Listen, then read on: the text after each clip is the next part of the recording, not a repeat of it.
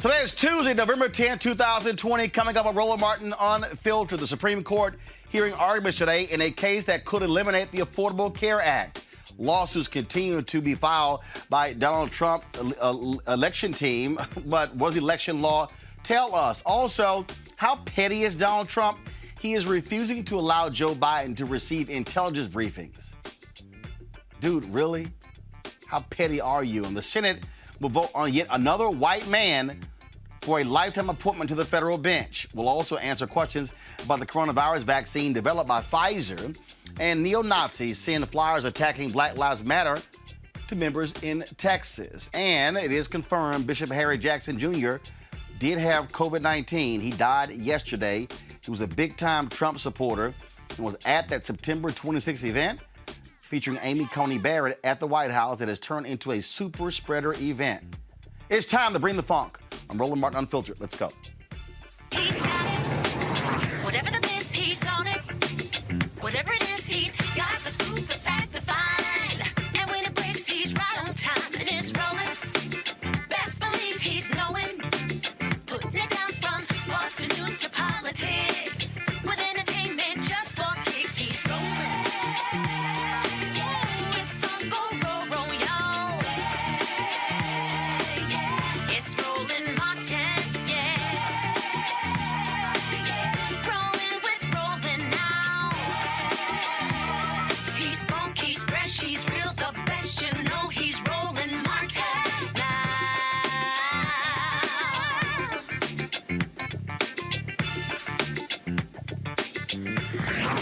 Martin! All right, folks, today the Supreme Court heard oral arguments in a case that could very well invalidate the Affordable Care Act. Now, during those arguments, Chief Justice John Roberts and Justice Brett Kavanaugh suggested that the court may cast aside the individual mandate while leaving the rest standing. President-elect Joe Biden held a news conference today to assure his support of the signature piece of bill that came under President Barack Obama. I promise you this, beginning on January 20th, the Vice President-elect Harris and I, we're going to do everything in our power to ease the burden of health care on you and your families. I promise you that. As I said, I will protect your health care like as my own family. And we've been, unfortunately, significant consumers of health care. That starts by building on the Affordable Care Act, with the dramatic expansion of health care coverage and bold steps to lower health care costs. My transition team will soon be starting its work to flesh out the details so that we can hit the ground running, tackling cost, increasing access, lowering the price of prescription drugs. Families are reeling right now, particularly the reporters in this room and others listening. You've interviewed a lot of these people around the country as you've gone all over the world, all over the country. Enduring illnesses, faced with risky choices, losing their employer plans in droves. Already 10 million have already lost their employer plans. They need a lifeline, and they need it now. They should have to hold their breath. They shouldn't be in that position, waiting to see if the Supreme Court is going to wrench away the peace of mind they've come to now rely on.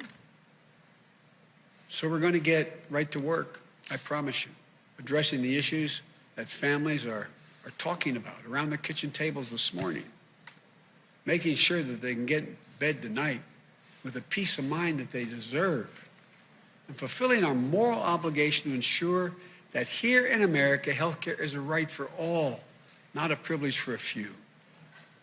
So come January, we're going to work quickly with the Congress to dramatically ramp up health care protections, get Americans universal coverage, lower health care costs as soon as humanly possible. That's the promise I make to you. We're going to fight for your family's health coverage the same way we fight for our own family's health coverage. We want every single American to know, if you're sick, if you're struggling, if you're worried about how you're going to get through the day, we will not abandon you. That is a promise. We'll not leave you to face these challenges alone. We're going to get through this. We're going to get through it together.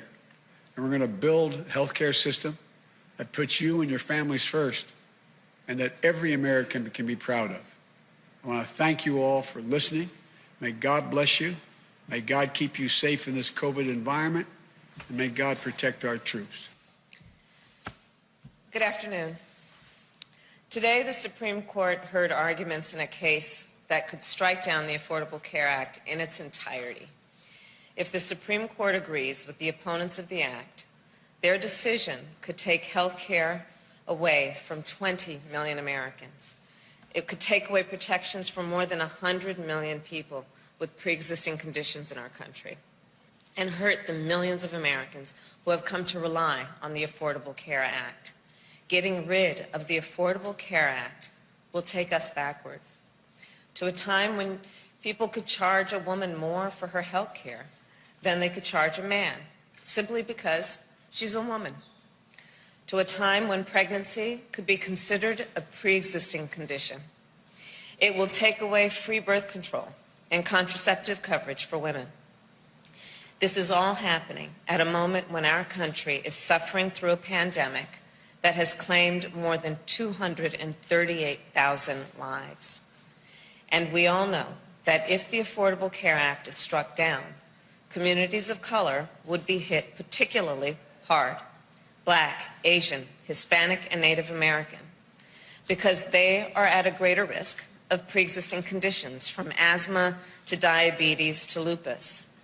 And they are also 3 times as likely to contract COVID-19 and twice as likely to die as others.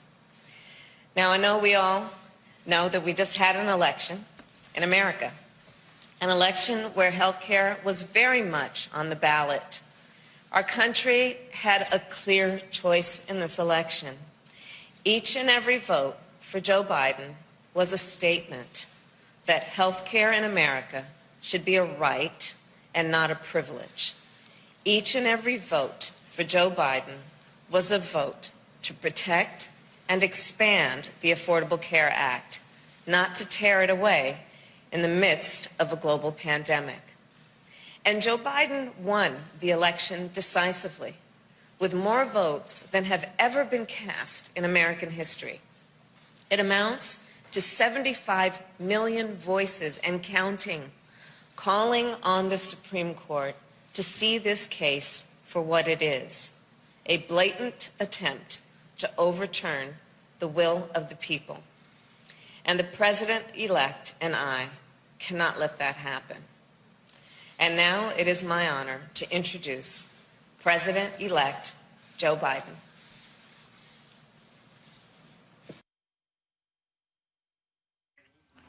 All right, folks, joining me right now is Dr. Leon McDougall, president of the National Medical Association, and Dr. Patrice Harris. She's president of the American Medical Association. Dr. Harris, I want to start with you. The Supreme Court arguments were quite interesting because some justices basically said that, hey, Congress, you want us to do your work and overturn this. That's not really what our job is. Your assessment of today's oral arguments from the Supreme Court.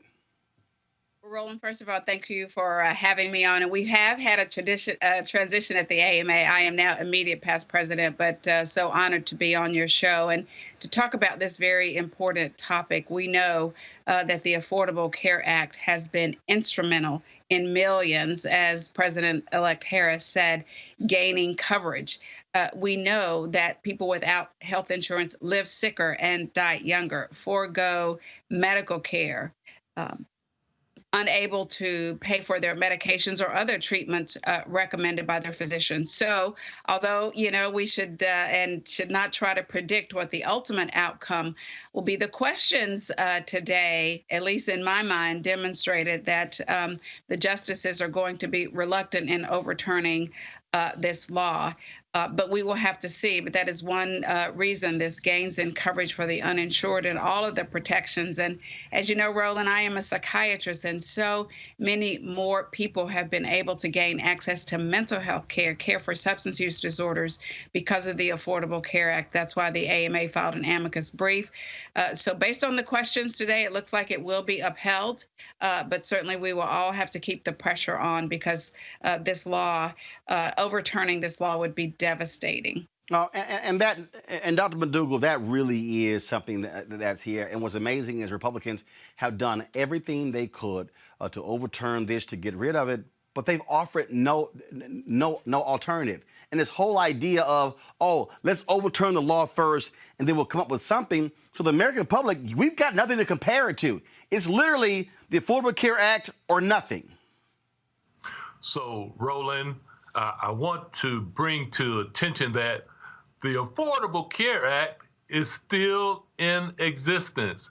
And this administration has cut the advertisement budget for the Affordable Care Act. So I would ask that people interested in learning more about how to sign up, go to getamericacovered.org, getamericacovered.org, because this administration cut the advertisement budget. Well, but again, no, they cut it because they wanted to choke it off. But again, they have had more than 50 votes to get rid of it. To date, the Republican Party has not offered an extensive replacement plan. Donald Trump has lied for 5 years saying, I got a plan, it's coming next week, it's coming in 2 weeks, it's coming in 3 weeks, it's coming next month, I'm going to sign it next month, and they've done nothing. Kayleigh McEnany presented Leslie Stahl on 60 Minutes this huge book of their health plan. It wasn't a health plan. It was different executive orders and other stuff. It wasn't an actual health plan. So, Roland, you have been so insightful in cutting through all the nonsense. You're bringing an unfiltered viewpoint on these tactics to confuse the people. So I commend you on bringing such important topics to the table, because 20 million people losing their health insurance during a global pandemic is heartless and unexplainable. It's a lack of leadership. Dr. Harris, the reason this is a huge deal, first of all, we talk about 20 million Americans. When we're talking about young folks who are still covered on their parents' insurance, we're talking about even how we've had Medicaid expansion where we had rural hospitals shutting down in this country and how it has impacted folks.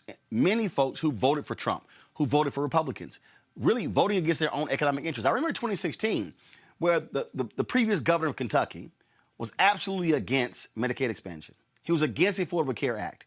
And I remember he was a Tea Party guy. And I remember these white folks in Kentucky voted for him. And then they came back and they voted for him and Trump and then said, man, I sure hope they don't mess with our Affordable Care Act. They hated Obamacare, but they love the Affordable Care Act. That shows you how disinformation and messaging can completely obscure reality. Roland, we saw that with the Affordable Care Act, and when they branded it Obamacare, it was not popular. But when you ask people specifically about the proposals, or if you would call it the Affordable Care Act, there was a lot of support. And we know that so many people of all races have benefited from the expansions and health care coverage for the Affordable Care Act. But Roland, it's also similar to how we have made masks a partisan issue. And that is so unfortunate, because making sure that folks have the coverage that they need, that young folks stay on their parents' insurance, that people aren't filing medical or bankruptcies due to medical debt. These are nonpartisan issues. Mask wearing is a nonpartisan issue. And that's why I'm glad you're talking about this tonight on your show. I know Dr. McDougall and I are always working to make sure that people get accurate information. And there's no question that people can have more opportunities for living healthier lives with the expansion caused by the Affordable Care Act. Dr. McDougall, how critical is the Affordable Care Act for African Americans? What have we seen the benefits of this since it became law on the health of Black folks? The health of Black people has improved. And I'm going to point out another issue. So what states haven't adopted the Affordable Care Act? So states that we live in, Mississippi, Georgia, Florida, Texas, North Carolina, Tennessee.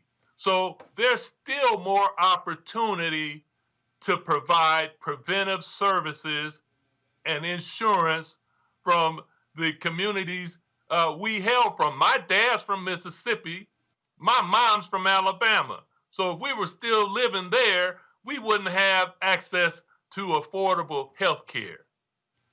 The thing that really jumps out at me here, Dr. Harris, is that in 2004, I filed for bankruptcy due to having massive health care costs. More than 60% of Americans who file for bankruptcy, they file because of health-related issues. And the Affordable Care Act, once it was passed, led to a dramatic decrease in health-related bankruptcy filings because you were covered and pre-existing conditions were always covered, and the insurance companies could not screw you over and drop you because of it. And that's so important. We do talk about certainly our health, but our economic health is important. And you raised the point about the number of bankruptcies caused by medical debt. And we saw those decrease dramatically after the enactment of the Affordable Care Act. And by the way, we all know there is some synergy when you're talking about your financial health as well as your overall health. And so clearly we made such gains regarding health, regarding our economic health with the Affordable Care Act. And I'm so glad you raised that issue. Oh, Dr. McDougall, final comment for you. Dr. Harris brings up an excellent point. And so speaking to that, so if that goes away, 135 million people in the U.S. have pre-existing illnesses. So it's a free-for-all. There's no safety net. It really causes a wild, wild west as far as insurance is concerned, and that's tragic. All right. Dr. McDougall, who leads the National Medical Association, Dr. Harris, who leads the American Medical Association, we appreciate both of you. Thank you so very much for joining us. Thank you. All right, folks, and I want to go to our panel. Joining us right now, Dr. Julianne Malveaux, President Emerita, Bennett College, also an economist, Kelly Bethea, communication strategist, Joseph Pinion, Republican strategist and political commentator. Joseph, I want to start with you. More than 50 votes. Votes, votes, votes. Donald Trump keeps promising, I got a plan, got a plan, got a plan, got a plan, got a plan, got a plan, got a plan. Ain't seen it. Haven't seen it. Republicans keep saying they got a plan. Where is it? And so here's the deal. If you're the American public, I might want to be able to see a plan before I really know what you're trying to do. They want to kill it and have nothing to offer for it. Look, here's the truth. Obviously, President Trump has been in office for the better part of 4 years now.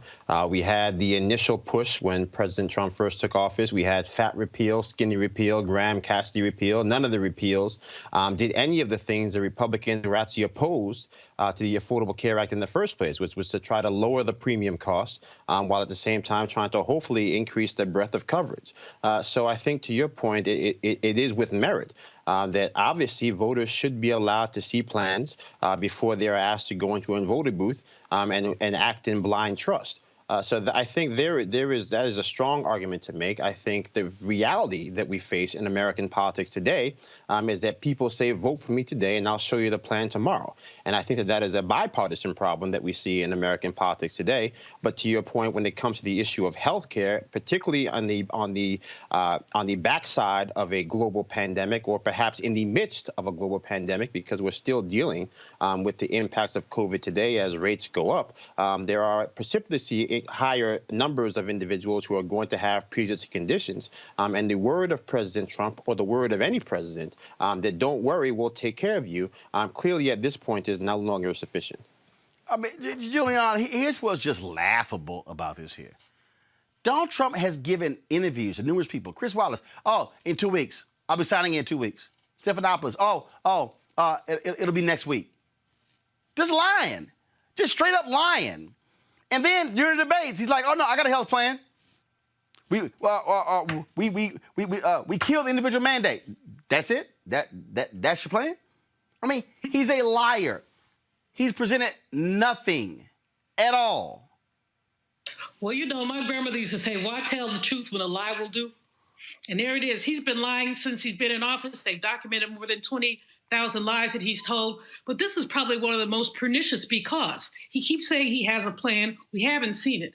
If there's a plan, it should have been put in legislative form, presented to the Congress and to the Senate, and passed as legislation. We haven't seen that. I don't know what Avar, the HHS secretary, does. But he certainly, that might be where plan would germinate from, but he certainly hasn't said anything. And so in the middle of this COVID crisis, you have to argue that health care is necessary. No one has said whether having COVID, which now more than 20 million people have had, 230,000 people dying, is COVID going to be a pre-existing condition? I mean, this man has been a joke for the better part of 4 years, and he remains a joke. And the only hope we have here is that those Supreme Court justices, the three, Barrett, Roberts, and the other one. Alito. You got Kavanaugh, Roberts, Alito. You got Clarence Thomas as well.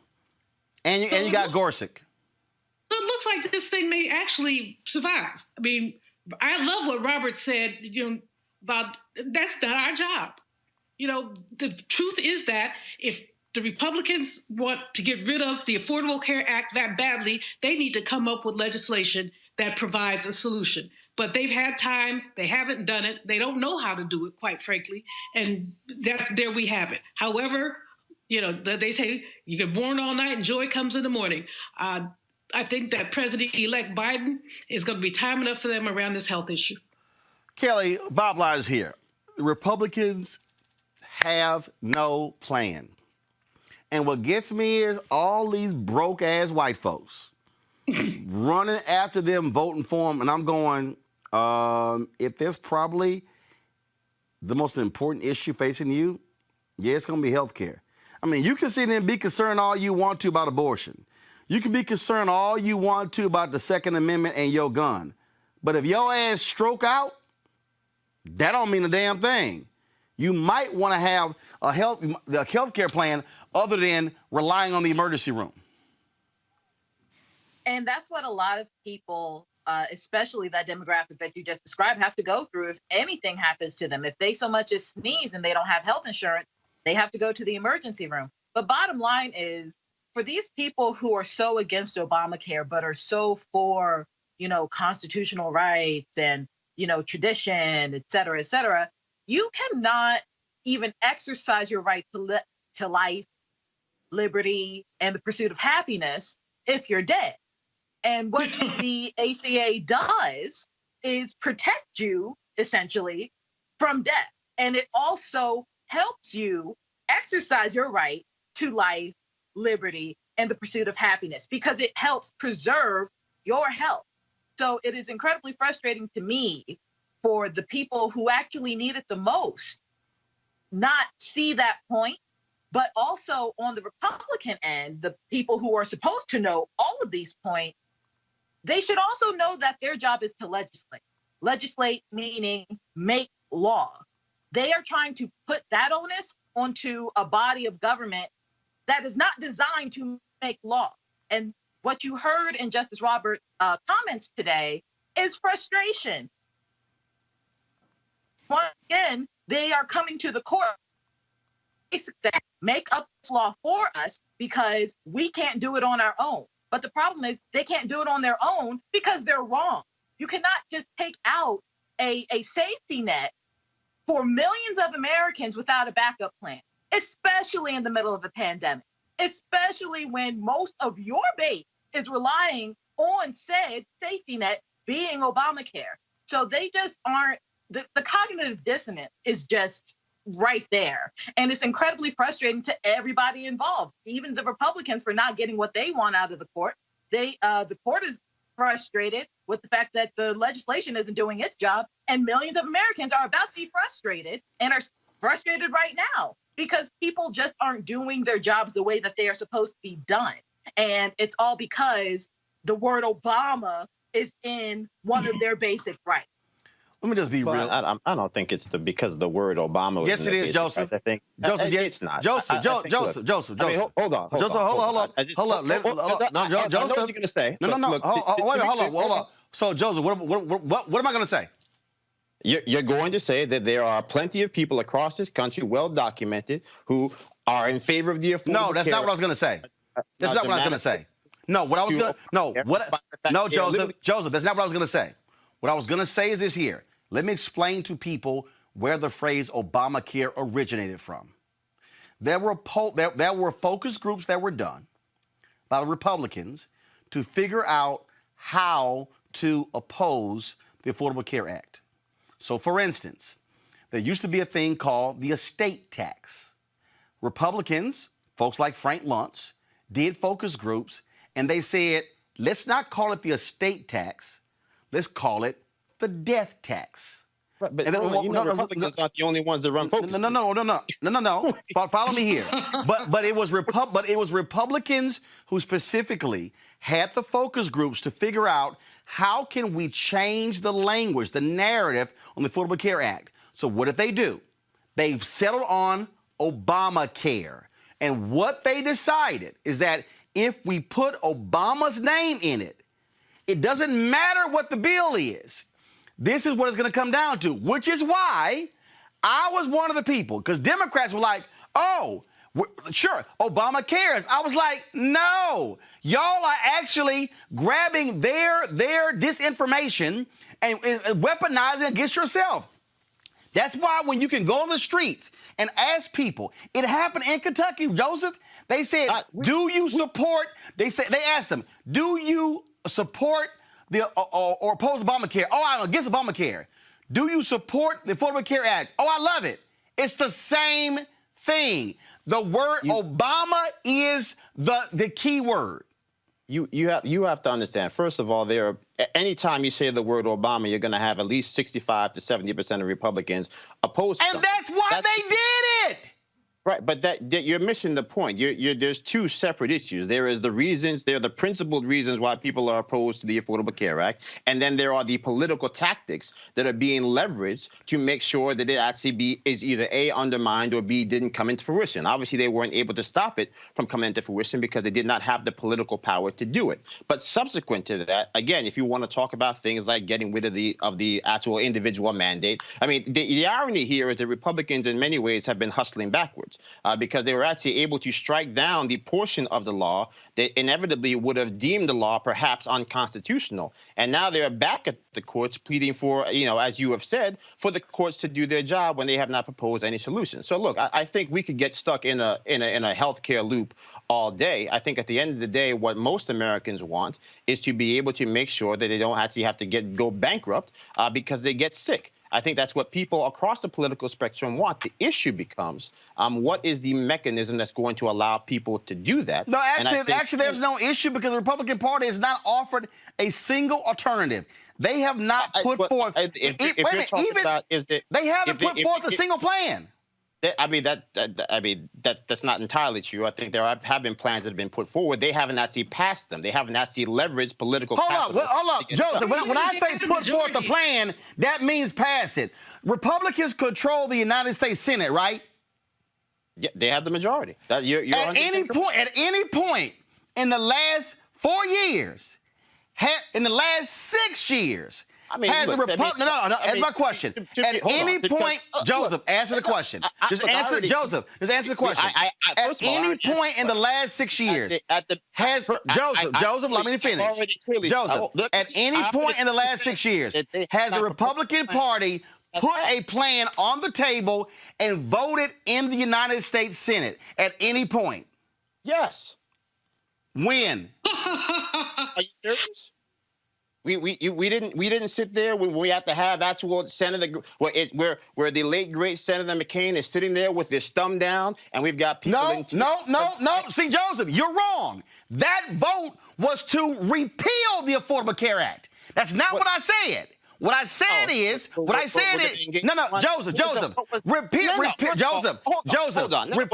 the Affordable Care Act and passing your own health plan are two different things.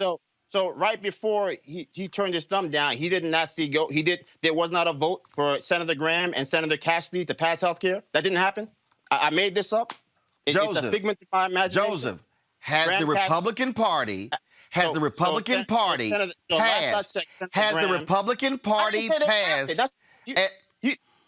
They didn't pass it. Of course they haven't passed it. We wouldn't be here having the conversations that had been passed. That wasn't the point.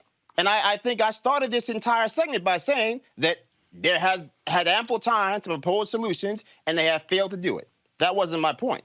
The point that I was trying to make was that at some point we have to accept the fact that there are actual principled reasons why people were opposed to the Affordable Care Act, which are separate from the fact that people just hated everything Obama liked. Which, to be clear, and I agree with you there. Yeah. Just absolutely. I'm not saying that everybody opposes ACA because it says Obama. What I'm saying is a lot of people oppose ACA because it says Obama. A lot of people. Without question. Out those who have a rationale behind ACA being into play. But even still, like Roland is saying, they have not really offered an alternative. If anything, the reason why the ACA was upheld by SCOTUS is because of the individual mandate saying that it was a tax. And Republicans said, okay, it's not a tax anymore. So, but that was years ago. So basically, they just brought their solution to ACA to the court because that was the whole reason that SCOTUS said this is on y'all, because the tax part is a legislative issue. Well, legislature, Republican at that, fixed that issue, but they still want to bring it to court because they don't want to do their job, like my original point was, and actually legislate it out of law. 100%. The same so they can do their job for them. Let me jump in here for just a minute, folks. There was a Republican majority in the House and in the Senate. This could have been done. They are devoid of ideas. They're devoid of ideas. They're devoid of creativity. And many of them don't believe that people should have health care. I mean, notwithstanding the fact that, as Roland said earlier, 60% of bankruptcy have to do with medical debt, notwithstanding the fact that COVID is hitting us very hard, they don't think that people should have health care. They're more interested in the insurance companies than in people. They're more interested in basically profit than in people. And so, Joseph, you can go around the mulberry bush if you want to about about whatever you said. You said it 3 times, so that made me forget. But you can go around the mulberry bush as many times as you want to. But the bottom line is that Roland is right. When we saw all this proof, people don't like Obamacare. They do like the Affordable Care Act. So we might want to know, why do they like the Affordable Care Act? What's in it for them? The main thing that people are pre-existing conditions, and 135 million Americans have pre-existing conditions, whether it's high blood pressure, diabetes, or something else. So basically, you are consigning the rest of the people to good health care and the other folks to catch as catch can, emergency room or whatever, or potential bankruptcy. Explain this, and this is the deal. This a record high 62% of Americans support the Affordable Care Act. 85% of Democrats, 36% of Republicans. Now, here's the key here. 56% say it should be improved and strengthened. 20% say it should be struck down and left alone. Pre-existing conditions, 79% support health insurance protections for people. And that's also why you saw President Trump running around the country saying, we're going to take care of people with pre-existing conditions, because he knows, as well as most Republicans knows, that there is no political will for somebody who is going to consign people to a life without health care for the rest of their lives, which will probably be very short. So still, where is his plan? Well, I said before, they don't have a plan. The bottom line question is, how does this man... So Republicans want to get rid of the Affordable Care Act, but they have nothing to replace it. They have nothing to replace it with. I think, as I said before, this notion that people should put their blind trust in politicians and say that, hey, you take our word for it, should be gone from the past. People should not trust politics. Well, the Republicans damn sure did. Here's what I know. Here's what I know. Here's what I know. You're making it a partisan issue. No. I'm making it a partisan issue because the numbers show it's a partisan issue. Numbers don't lie. The issue of people saying, take my word for it and not presenting a plan ahead of time is what I'm saying is not a partisan issue. On the issue of health care, Republicans have done. But that's what Republicans have done. Mr. 45, soon to be ex-president, Mr. 45 has run around talking about, I have a plan. I'm going to take care of you. We're going to deal with pre-existing conditions. We haven't seen a piece of legislation. We haven't seen a plan. We haven't seen anything. So you're right that we shouldn't take politicians' word, but here's the bottom line. We have a president who is just a bold-faced liar who has been deficient on all issues concerning health. Morally deficient, fiscally deficient, and intellectually deficient. Here right here is why this is partisan. This is September 2020, a morning consult poll. Right here, all voters in March, 55% supported the Affordable Care Act. In September was 62%. Democrats in March, 83% supported it. In September, 25%. Is your position One second. Independents in March, 50% support, 59% support. But Republicans in March, 28% supported. September, 36%. I dare say, I would love to actually see a poll done. Do you support Obamacare or do you support the Affordable Care Act? We have seen I don't think I'm arguing that point. I think with the point that I've been making is that this notion that we have a bipartisan agreement on issues that politicians on Capitol Hill can't find a way to pass legislation on is not unique to health. I'm sorry. Hold on, Joseph. Who made that point? I made that point. That's the point I've been making. Okay, but duh. I mean, we obviously know we're in fractured times. But the point I'm still making is this here. Republicans can oppose the Affordable Care Act all day. Look, majority of Americans, a supermajority of Americans, support it. Support it. So if they support it, why are they so hell-bent on trying to get rid of something that 62% of Americans say, I like? I think the reality is that most Americans like what the Affordable Care Act accomplishes. I think what Republicans and many people like myself have said is that the manner in which it is accomplished is not sustainable and is not consistent with what people think are the best practices for health care. Well, we can have a long conversation where is this best practices bill? Hello. Where is it? You'd have to ask the president that, as I've said now for the fourth time. I can't. Look. This is real basic for me.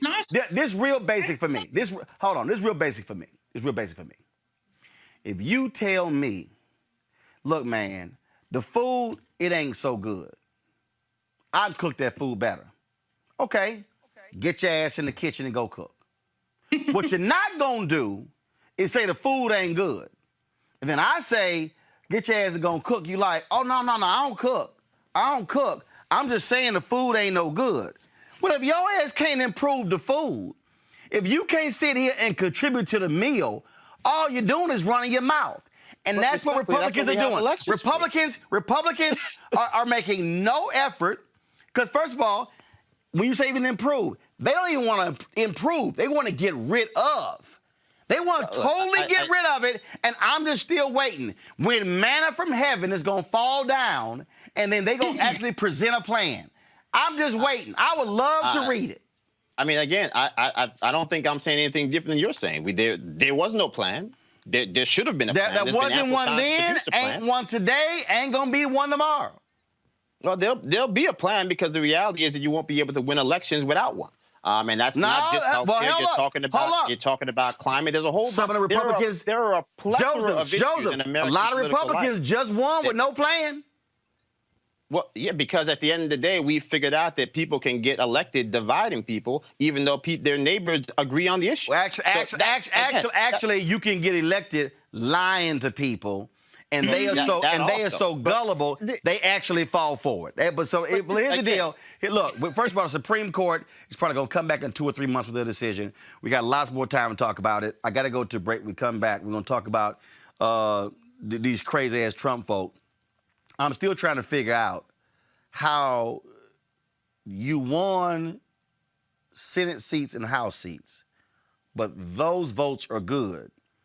But the same votes in the presidential race are bad. That's next to Roland Martin Unfiltered. Utilizing what I know. I'm being able to speak about something that I used to didn't do, that I can say, yeah, that was me, but it's okay now because I know better now, and you can too. I'm able to say that so they can relate to what I'm saying, so I can capture their attention and be able to knock on their door and say, hey, you with me? And now they feel more apt to pay attention and more apt to be able to go out there and say, oh, well, just maybe, because she said. And I'm a fan of hers, so the connection is, well, okay, what do I have to lose? Because sitting at home is what you're losing out on.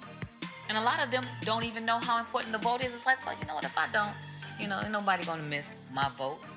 Until you have a 50-50 share and it's 49 and 51 and you're like, oh, then you gotta feel like an ASS and go, see. From the day we started this campaign, we made it a priority to talk to Georgians wherever you live. Representative Warnock, so good to see you again. Thank you so much for doing this. So excited about your campaign. Georgia needs a senator who will stand up for health care, who will stand up for Medicare, who will stand up for our children. We need leaders who will not forget who sent them there in the first place. I think he'll stand up for me. We already voted for you. I think he'll stand up for everybody in Georgia. Augusta, Savannah, Valdosta, Columbus. They may be miles apart on the map, but the challenges we face are quite the same. You're completely behind you. Thank you so much for running. It's not about him. It's all about the people. If you elect me the next United States Senator from the state of Georgia, your agenda will be my agenda. Raphael Warnock will practice what he preaches. We're not getting that now. I'm Raphael Warnock, and I approve this message. Hey, what I'm going to work on. I'm John Ossoff, and the path to recovery is clear. First, we listen to medical experts to control this virus. Then we shore up our economy with stronger support for small businesses and tax relief for working families. And it's time for a historic infrastructure plan to get people back to work and invest in our future. We need leaders who bring us together to get this done. And that's why I approve this message. You go to prison at 19. Sentenced for how long? 15 years. And for the first time, you're hearing this old man talk about voting. Mm-hmm. What did you say? What's that? What's that? And why does that make a difference? What did he say? And he broke the averages thing down to me. About they gonna be stealing money. He said, and his thing was about people getting out. He said, man, a lot of people gonna be here that's not gonna get out because Bush is gonna come in and he gonna set off all these people's sentences just to show that he's tough on crime to get favor with whoever put him in office. It made sense to me once he broke it down. Then I started reading about voting and the importance of voting, just talking with them. Because these are men who probably marched for voting, probably something went wrong in their life, they still ended up in this place. But there was a lot of knowledgeable people there, and I just hung with the old cats that had all this information. Hey, man, when you get out, this is what needs to happen. This is what's not in the community. This is the reason why you're here. You know what I'm saying? You don't see it like this, And I'm like, man, wow. That was deep what you just said.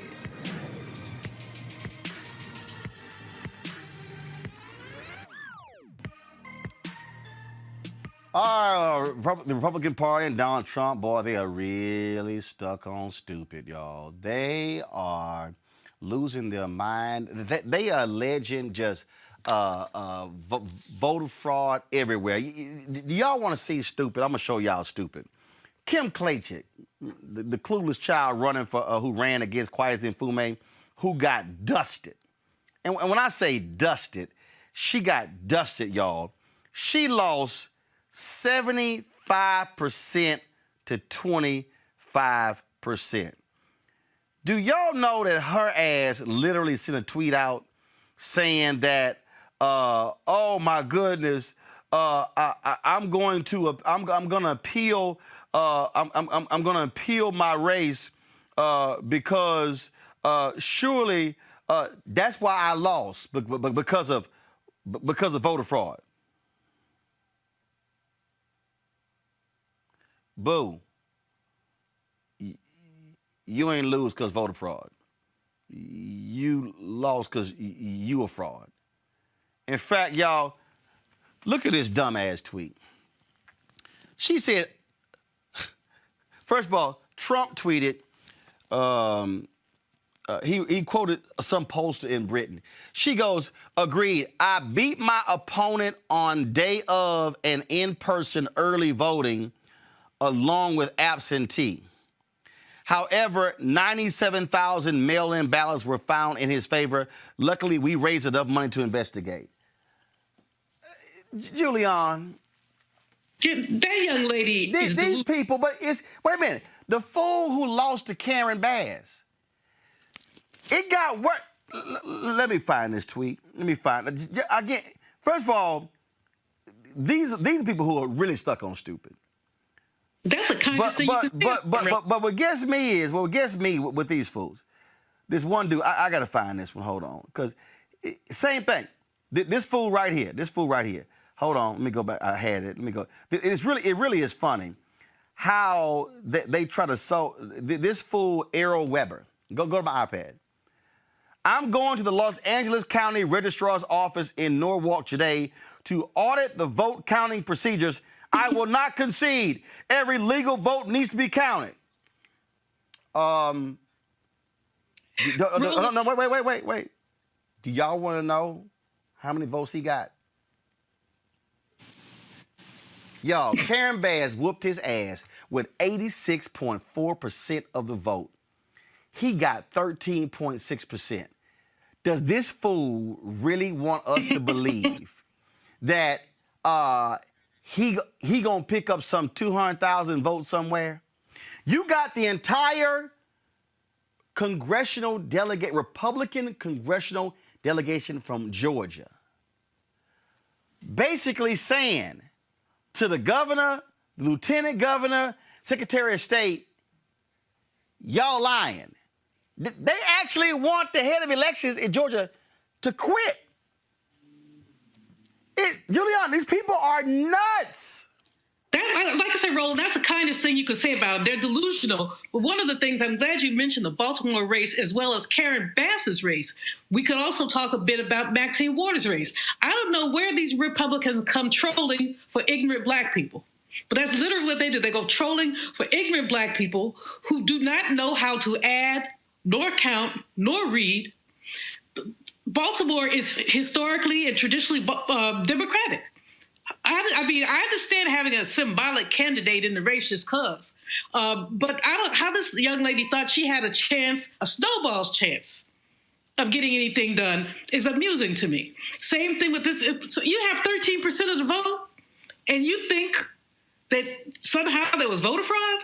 I don't think so. Kelly, somebody on YouTube said these people have overdosed on mayonnaise.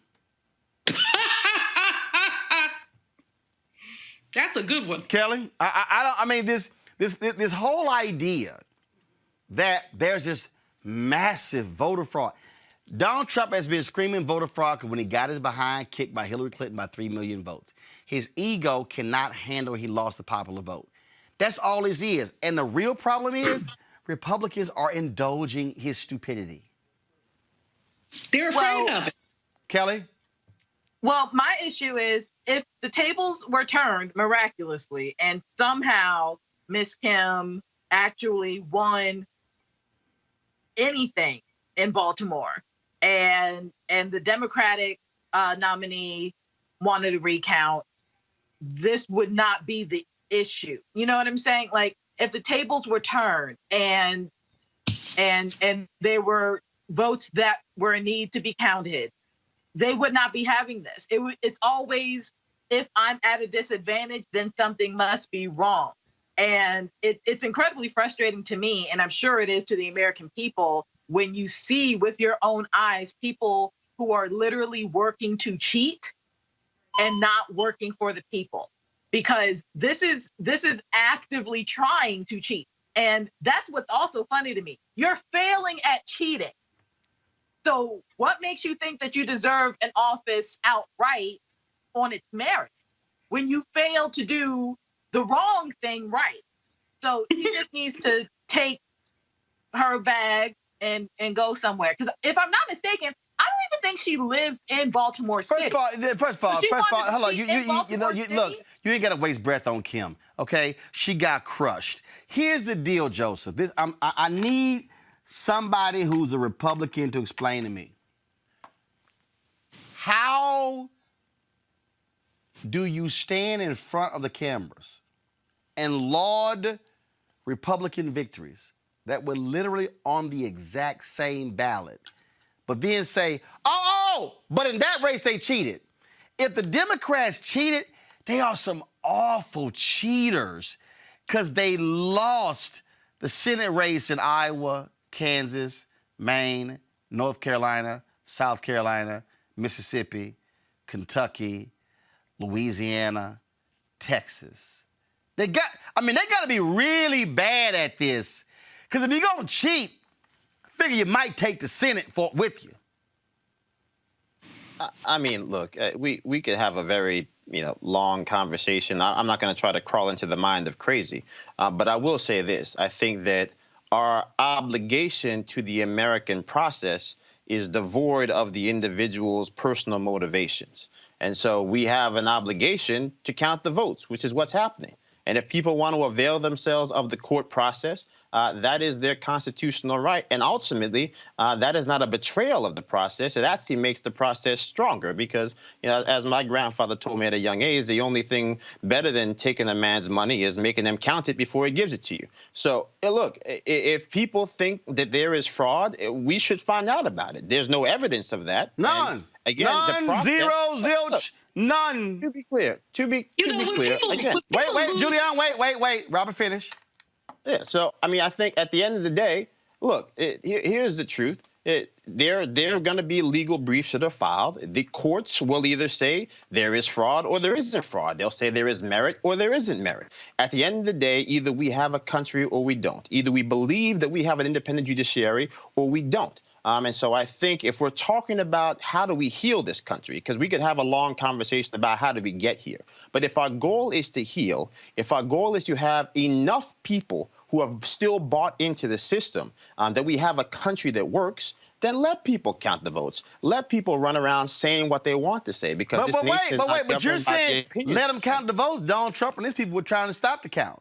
First of all, I want to show this. I think there are people who say let them count the votes. That people say stop counting the votes. No, Joseph, the same people were saying it. Joseph, the same people were saying it. Exactly. Depending on the state, depending on the favorability. I just think that we have to have, there are people that are saying things that are crazy, but we also have to be honest about where we sit right now. Number one, we're a severely divided country.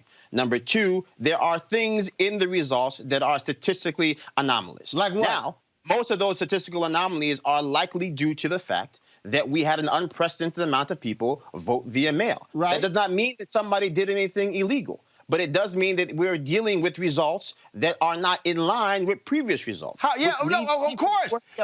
First of all, you can't. Hold on. Don't. Hold on. But wait a minute.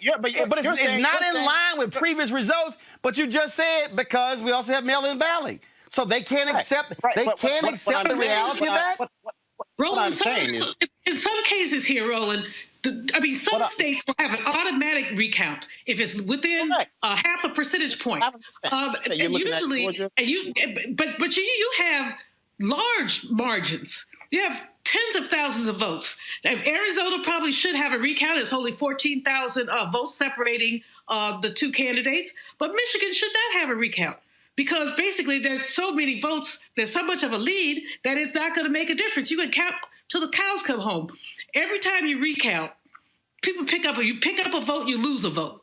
I mean, because human beings are still counting these votes. But this obsession that 45 has with recounts is really him delaying the inevitable. Here's the deal. Lost. He lost. I want to play this. The folks at the Daily Show put together this pretty great video, because if you compare what Fox News and OANN and Newsmax are saying today, just y'all watch this here. Democrats are being sore losers. They refuse to acknowledge they lost the election. So what do? They cry malfeasance, wrongdoing, criminality, fraud. Democrats, more so than Republicans, seem to have a problem conceding defeat. Either the election system broke down or some mystery votes are hiding somewhere. You have a whole series of Democrats who've just said bluntly, if our candidate doesn't win, they stole the election. The Dems just want to make America suffer. It's like losing the World Series and demanding an extra inning a day later. The Democrats are refusing to accept the declared results of the national media. So how do they do this? Lo and behold, they find missing ballots. The radical left is attacking the sanctity of our votes, refusing to accept the midterm election results. So what if these were Republicans refusing to concede? Democrats may see how they'll be able in the future to steal elections through lawsuits that they can't win with the voters. Ramping up election conspiracy theories, accusing Republicans of outright stealing the election. Kind of rich. You know what? Sounds sore loserish. Boy, that's a lot different than here in 2020. I mean, look, Roland, like I said, I think at the end of the day, there are going to be people that say things that make sense. There are going to be people that say things that don't make sense. I think the one thing that we should understand makes total sense is to allow the recounts to where they need to occur. I think most people that are talking about these results are talking about 3 states. They're talking about Pennsylvania. They're talking about Arizona. They're talking about Georgia. That is it. We don't really think that there's anything going to be made of what happens in Wisconsin or Michigan. No, not true. Not true. The Trump folks. I think. No. You said no. That's not true. Here's the truth. No. Joseph. That's not Joseph. I got to give facts. Joseph. I don't speak for the campaign. Joseph. I didn't say you do, but I got to give facts. No, you said there are 3. They are alleging 6. They are saying Wisconsin, Michigan, Pennsylvania, Georgia, Arizona, Nevada. They're saying 6. What they're doing, they filed 5 lawsuits. They're 0 for 5. They're continuing to file those laws. In fact, hold up. You got to throw in 7. Minnesota. They also have Minnesota in there. And so they are trying to make the argument that, oh, it's this massive fraud. Now even, you saw what happened when Bob Barr made his announcement. The head of the election integrity unit was like, this is bogus, and quit. This is how the process works. No. Judiciary. That's not how it works. That actually is how it works. Let me ask you a question. In 2016, was 2016 closer than 2020? Yes, we're looking at 78,000 votes across 3 states. Did Hillary Clinton refuse to concede and file lawsuits in 6 states? Did Obama also refuse to begin the transition process? Did Obama refuse to allow intelligence briefings for Donald Trump? It ain't the same, bro. Here's the thing. If you want to talk about what people chose to do, that's fine. What I'm saying is that the system works, that we have an independent judiciary, the same way that you believe that the Supreme Court will, as I do, will come back and say that this lawsuit with healthcare is going to be tossed out. I also believe that many of these lawsuits that will be presented are likely going to be tossed out, same as they have been already. But filing the lawsuits in and of themselves is not some type of debasement of the political process. Actually, it is actually the process. No, actually, it is. No. 1 second. Hold on. I got to bring in Kelly. It is a debasement of the process because what it is, Kelly, is when you have all Republicans in the congressional district of Georgia demanding the resignation of the Secretary of State, who is a Republican. One second. Who is a Republican because he dared stand up for the election in Georgia? Kelly, that's an abomination. Not only is it an abomination, there are grounds to argue that was illegal. because you can't, especially when it comes to lawsuits in general, you cannot bring a lawsuit to the court without evidence. Otherwise, it's a frivolous lawsuit and there are repercussions for doing so. So it's not about preserving any type of integrity or trying to just make your voice heard in the court because you feel like you've been wrong. This is a clear account of Republicans perpetuating a lie to keep the propaganda going. This is nothing more than propaganda. This is nothing more than trying to substantiate a lie because they are literally putting the cart before the horse. I know a lot of people have been saying that, but that's literally what this is. You have a cart without anything to drag it, and you're trying to find something to drag, and there is nothing there. There is nothing here to substantiate these claims. There's nothing here to purport that the lies that they're saying are even remotely true. They are literally only doing this to basically make themselves feel good and to make their lies feel more legitimate, even though they're not legitimate at all. The other thing they're doing is undermining our democratic system. That's what they're doing. And so you end up, we've had 70 million votes for 45, 75 million votes for President-elect Biden. This is an unprecedented turnout in the United States because people basically work very hard to get every vote out there. Folks like Latasha Brown, Black Votes Matter, and others basically work very hard to get the votes out there. But if people believe that the system is flawed, if they believe that their votes do not count, I hesitate to think about what we'll look at in 2022 or 2024. And if people really believe that there's that much fraud, then they may be discouraged. And that's what 45 has been counting on the whole time. He started talking fraud in April, and he's been talking every time he opens his mouth. Ray Charles could see through this. If he basically says, if he basically says the only way the election is fair is if I win, that lets you know what's wrong. And that's why. And here's what I'm noticing, Joseph. Here's what I'm noticing. This was just very weird. Again, I just think this is just very weird. They're filing lawsuits in the same races where Republicans won. Do you see Democrats filing lawsuits saying, hey, it's voter fraud we lost in South Carolina? It's voter fraud that we lost in Iowa. It's voter fraud that we lost in Maine. It has to be. The Republicans are literally saying it's voter fraud that we won here, but on the exact same ballot, they fraudulent ballots. Here's what I'll... And when I say Republicans, I mean president, whole administration, senators, House members, state officials, the entire Republican apparatus. Very few Republicans have actually said, congratulations, Vice President-elect Joe Biden.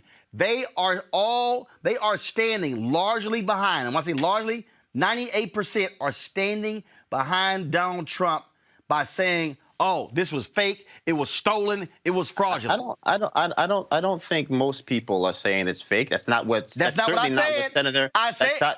No. It's kind of what you said. And I think. And no, also I know Senator what I said. Didn't send it. I said other than a handful of Republicans. Handful. Hold up. This a hand. Hold up, Joseph. Joe, this a hand. This a hand. I can put them in right in the hand right here. I can put the Republicans in both of my hands. When you count members of the United States Senate, yesterday, Mitch McConnell stood on the floor of the Senate, Joseph. This is the Republican majority. A handful or no? This is the Republican leader, stood on the floor and praised the Republicans who won on the same ballot, but then criticized it. And I'm like, it's the same ballot. Same ballot. Look, I think here's the truth. Lawsuits are going to be filed, if, to Dr. Malvo's point, that this is all just some scheme to undermine American democracy, then I don't know what would be more fitting than a appellate court packed with Donald Trump appointees and then a Supreme Court packed with Donald Trump appointees telling President Trump, you lost the game, like Shannon Sharp. I don't know what else you want. I mean, that's how the American system is designed to work. These people, So, is Chris Messler there? Is Chris Messler there? I think okay, that's y'all, what, hold on one second. Let me bring in Chris Messler, constitutional law professor. Chris, seriously, I mean, look, you're Republican. Can you provide some common sense to what Republicans are doing? These Senate Republicans, these House Republicans, what Trump are doing? Any common sense whatsoever? Well, first of all, from a pure legal standpoint, the cases that have been filed so far have no merit, period. And the courts have said that. Look, you cannot simply come into court and say voter suppression, wide-scale cheating without evidence. Where's the evidence? And in addition to which, you cannot simply say in the same court, stop counting the ballots, and in the same court say, you're not counting fast enough. Which is it? You cannot, in Michigan, file a case and the case is dismissed because you failed to attach the proper paperwork.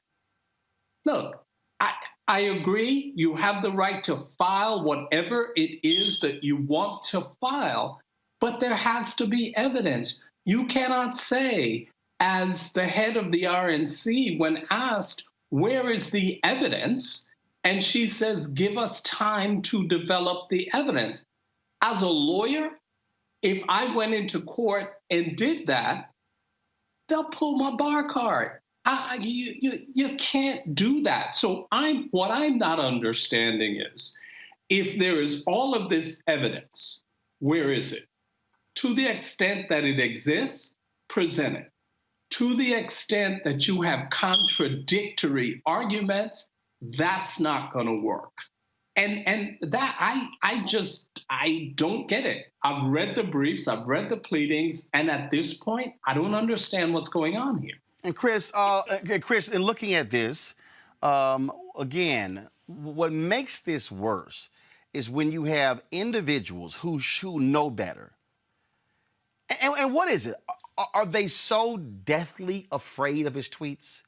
Are they so afraid that his cult is going to come after them like the Purge and rip their hearts out and cut their cut their guts out? Is that what's going on here, Chris? I mean, again, to watch McConnell stand there and praise Republican victories, but then cast doubt on us in the presidential race like he wasn't on the same ballot.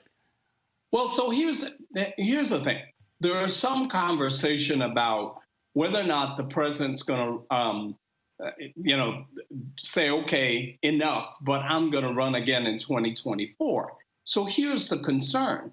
The concern, if that is in fact true, is Republicans believe that they will need his base to win again. And as a result of that, they're afraid of what's going to come down the pike. And that's part of the reality in terms of the discussion. Look, from my perspective, and strictly again from a legal perspective, if you're going to sue, that's fine. You can sue, but you got to have evidence.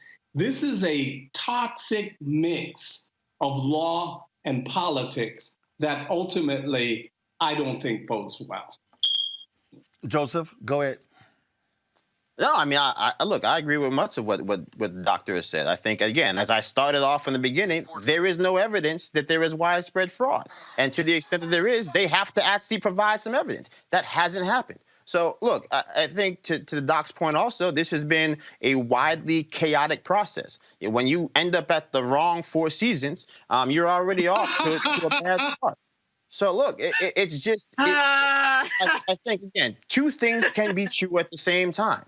That, yes, there are people who have run races. We're grateful for them for running in places where we traditionally have not filed candidates because Republicans need to show up. It's time for both political parties to stop taking black votes for granted. And I think that we've seen, when you're talking about the precipitous increase in the Latino turnout for President Trump or the precipitous rise in African-American turnout in this election overall, that our votes are going to matter more and more. But if you're talking specifically about making sure that we're going to go through this process and come out with the unified nation that Joe Biden says that we're supposed to have, then again, I think part of that means that we have to take down the temperature. We have to find a way to have respect for the people we disagree with. And I think that starts with at least acknowledging those amongst those groups who are making arguments that at least on some basic level are within the realm of respectability and also just the nature of the process in general. But Chris Metzler, wait. But Chris Metzler, how do you do that when one side from the top down is the one stirring the dissension? I'm reading, there was a Washington Post dropped this story. A Pennsylvania postal worker whose claims have been cited, it's not on my iPad, I'm reading from my phone, whose claims have been cited by top Republicans as potential evidence of widespread voting irregularities, admitted to U.S. Postal Service investigators that he fabricated the allegations. According to three officials briefed on the investigation and a statement from a House Congressional Committee. He made it up. Just to chime in Chris, here. go ahead. Hold on, Joe, I'm going to come back, but Chris, go ahead. Yeah, I mean, but this is exactly the point. You can't have any credibility with that.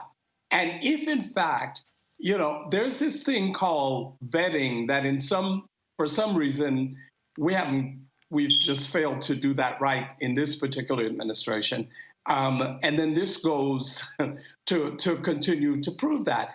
It is difficult to do that. Look, at the end of the day, when you say that it is Democrats who are making all of this up, who are doing all of these kinds of things, and you're doing the same thing that you're accusing them of Democrats of doing, how can you expect to be taken seriously? This is not the way to do this. If you got a case, bring it forward and stop with the shenanigans already. Julian, go. The thing about this, in terms of bringing the evidence, is that there is no evidence. In the postal worker story, I'm glad you mentioned that. I just saw it come across on my phone. There's another story about a blind lady who claimed that someone took her vote. These are these little incidental things. Some of these things are human error, but you're not going to turn an election on a postal worker here, a blind lady there. The fact is that, and I'll say it as often as Joseph said, makes his point. Trump lost. Trump lost. Trump lost, and it just can't get through his head. There was something in People magazine, not that I read regularly today, from Ivana Trump, who said he hates to lose and he'll do everything he can to keep from losing. So we've seen this, but even as we see this, we know that there's some flaws in the system that need to be worked out. Mail-in voting has always worked, and it always has a few little problems. We still haven't counted the overseas votes. I mean, they may not have all come in. Mr. 45 says he values the military, kind of. Well, shouldn't their votes count too? But the fact is that he doesn't value the military. He doesn't value his own constituents. And we're stuck with a situation where Joe Biden has to figure out how to make us less divided. But how could we be less divided when 70 million people, and I'm not saying they're all racist, but 70 million people voted for, frankly, a doofus? Kelly, one of the ways we are able in this country, one of the ways we're able to sort of set things aside is when we accept decisions. What you have here is Donald Trump and a party who's saying, the hell with any sense, the hell with all norms. We are rejecting all. For them, Donald Trump is literally refusing to allow intelligence briefings of Joe Biden, even though the election has been called for Joe Biden.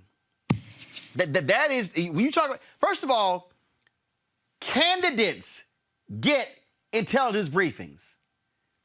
He's like, nah, not gonna happen. Talk about petty. This is a whole nother level. I get what Joseph is saying. I agree with one of the reasons that look, I'll never forget the video backstage, Kelly, of the inauguration when Hillary Clinton, she's standing there and she's girding herself. And she takes this really deep breath because she's about to walk through a door that she thought she was going to be walking through as president of the United States. And the fact that that woman could still go to the inauguration in her capacity as a former first lady of the United States, that says you put country over petty, over party, over person. There is nothing about Donald Trump says that he would actually have that level of integrity. Kelly, go ahead. Well, the reason that Hillary Clinton was able to do that is because she is gracious. She has integrity. She is an American. She understands what it means to be American, what it means to be a politician, what it means to be a servant to the people. Donald Trump did not come into this office with any of those values, with any of those thoughts, with any of what I just listed in mind. He came in for him. That's it. Making America great again for him. That was the caveat to his slogan that people just failed to reiterate and express outright and explicit. So it does not surprise me that Trump is doing this. It does not surprise me that Hillary Clinton had that much grace that day. I can tell you right now, I would like to think I'm a very gracious person. I can tell you right now, it couldn't be me. It could not be me, but it was her. But it will not be Trump. So what we need to do as Democrats and as Americans is to hold him as accountable as we can, given the circumstances. Because what's happening right now is that he is trying to burn everything down with him in it, if necessary, just so that Biden does not succeed. That is what it means to be a coward. That is what it means to be treasonous to this country. And honestly, at the end of the day, that's what it means to be Trump, because that is who he is. That is what he does. Nothing that is happening right now that he is doing should surprise anyone, because we've had at least 5 years, even before he became president, to just have a glimpse, a taste of what he's capable of. And now we're actually receiving it. And so Chris, we need to be ready for what happens next. Chris, I want to read this here. The Lieutenant Governor of Texas, Dan Patrick. I've known Dan for a long time, and you want to talk about an idiot? Look at this here. Dan Patrick is offering, he'll pay up to $1 million to encourage and reward those who report voter fraud. If info leads to arrest, conviction for voter fraud, expect at least $25,000, he says. It's never a good idea, Chris, to be an elected official and offer money for somebody to come and present voter fraud. It's a dumb idea. I mean, as an elected official, you're saying that. And again, I go back to what you have all this evidence. Why you have to pay people to bring the evidence forth? Have it or do you not have it? And as an elected official, for you to be essentially offering, a bounty, where they do that at? Joseph, it is pretty sad to see the sheer desperation of people who you thought. I mean, you look at how pathetic a Lindsey Graham is. I mean, how pathetic. I guess even on Sean Hannity's show, I'm contributing $500,000 or something like that because we've got to get to the bottom of this voter fraud. Lindsey, sit your ass down. You won by 14 points. I mean, look, I think at the end of the day, we're spending a lot of time talking about what President Trump has, whether it's grace, lack of grace, the elected officials. I think, to me, I'm more focused on the people than the politicians. And I think if there is any chance that we're going to be able to galvanize enough people to be able to see that, yes, the 70 million votes cast for President Trump were fair and just, and the 74 million plus votes that were cast for former Vice President Joe Biden, now presumably going to be President-elect Joe Biden, were also just and valid, then it's going to take the grace of us as a nation of people to be able to say, you want us to recount the votes in Georgia, we'll recount the votes for you. There's going to be an automatic recount anyway. You want to recount in Pennsylvania, we'll recount the votes. There's likely going to be a recount there anyway. I think it's around 0.6% right now, the difference between Joe Biden and President Trump. Arizona, even a smaller margin. So I think, again, being able to demonstrate that the process works, that you go from case to case, whether these cases get tossed out on their face, because as Dr. Metzo said, you have to actually have evidence to present cases. This is all a reinforcement of American democracy at its finest, even if the people who are executing the plays are not acting in the best model of American behavior. Julian, final comment on this. This is where leaders lead. This is where leaders lead. We've known since he came on the national scene as a presidential candidate in 2012, I believe, we've known that Donald Trump was not wrapped too tight. Somebody needs to just get a straitjacket and walk him out of the White House. But two quick things. Number one, instructing the GSA not to cooperate after we have a nominee, an elected president, is ridiculous. The GSA has not made any transition funds available. Number two, to have them tell the department heads, prepare your budget as if Trump is still the president. This is just delusional. This is totally delusional, but it's where we are. It's literally where we are. And I hope that the American people, Democrat and Republican, are paying attention to this man and the damage he's done to our democracy. I got to go to my next story here. Today, the Senate will vote on yet another white male judge nominated by Donald Trump. With more than a month left until the new administration is in place, Mitch McConnell will try to get as many judges as possible on the federal bench. Chris, you're Republican. Joseph, you're Republican. Seriously? Damn near 220 judges? One black person? I mean, look, we have a real lack of diversity problem in the start talking about. There's a diversity problem and one? Out of 220? No, it is completely, and I've said this before and before and before, and obviously nobody's listening to what I'm saying. It's more than a diversity problem. It's a systemic problem. Listen, I always have to say to the party, criminal justice is cute.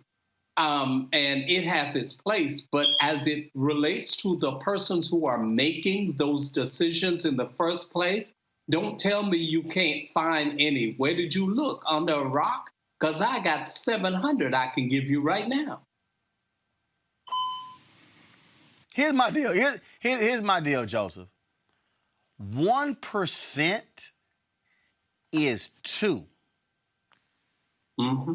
They ain't even at 1%. Right.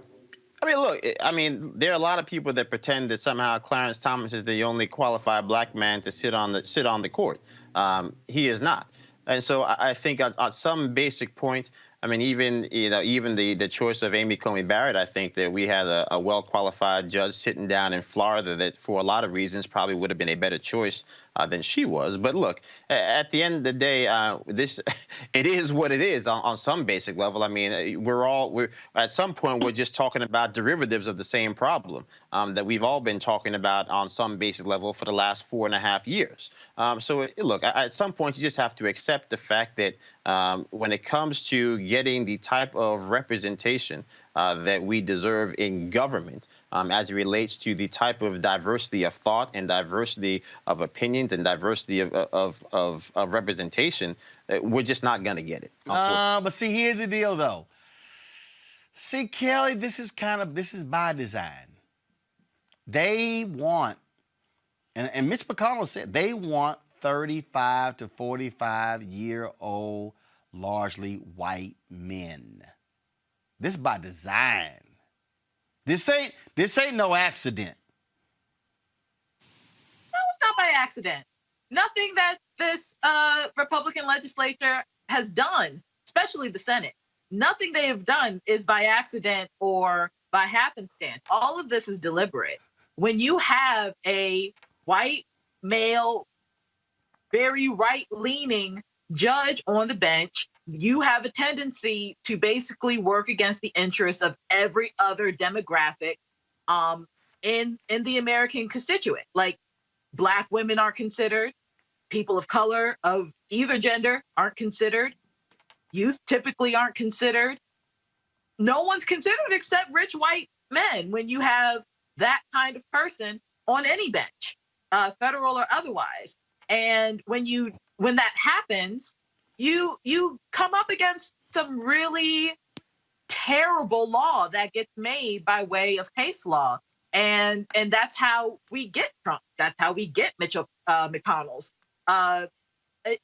It's sad the way that this Congress, well, this Senate specifically, really does not care about the people who voted for them, because not even they are going to be taken into consideration with these appointments. It is literally solely for self-interest alone.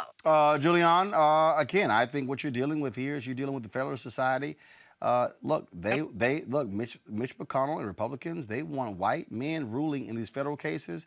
They ain't looking for no Black folks. They ain't looking for Latinos. They ain't looking for white women. They want white men. Exactly. And, Roland, this just, we got to go back in history to look at what happened after Reconstruction and to look at the way the laws were stacked against Black people. Now they're stacked against people. I mean, when you look at what they've done to the Consumer Finance Protection Bureau, when you look at just any number of things that they've done, 45 is in with all of his buffoonery because he's delivering to Republicans what they want. They wanted a white male judiciary. They want a conservative judiciary. They want an anti-abortion judiciary. They wanted to go back to the 1950s. Make America Great Again is a slogan that says, let's go back to the day when, Kizzy was in the kitchen and, Kunta was in the fields. That's what they want. And basically, McConnell has been able to effectuate that. And 45 isn't making these choices, as you said, Roland. The Federalist Society is. Are there any Black people in the Federalist Society? So with that, I'm just curious, Joseph and Chris. I'll ask you. This is the last question on this topic before I go to a break. Why haven't Black Republicans, as a collective, said something publicly and say, "Hey, how in the hell can we talk about the party being diverse and we want to go after Black, and you've only been able to find one Black federal judge"? Has there been any conversations among Black Republicans saying we should speak as one voice publicly? Go ahead, Chris. No, go ahead. Yeah, I think I can speak for myself. I think plenty of Black Republicans have said things publicly about the lack of diversity that started before. That wasn't my question. That wasn't my question. It wasn't my question. It wasn't my question.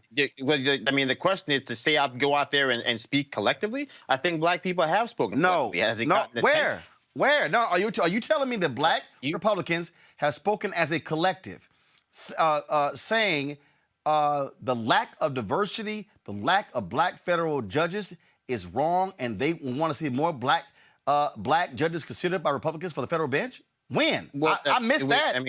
And to be clear, no, I don't think that we've seen the type of engagement when it comes to Black people demanding more color on the bench. But I don't think that was my question. But I don't think that that's a partisan issue. I think specifically. Yes, it is. Look, I don't think that we've Black folks have been.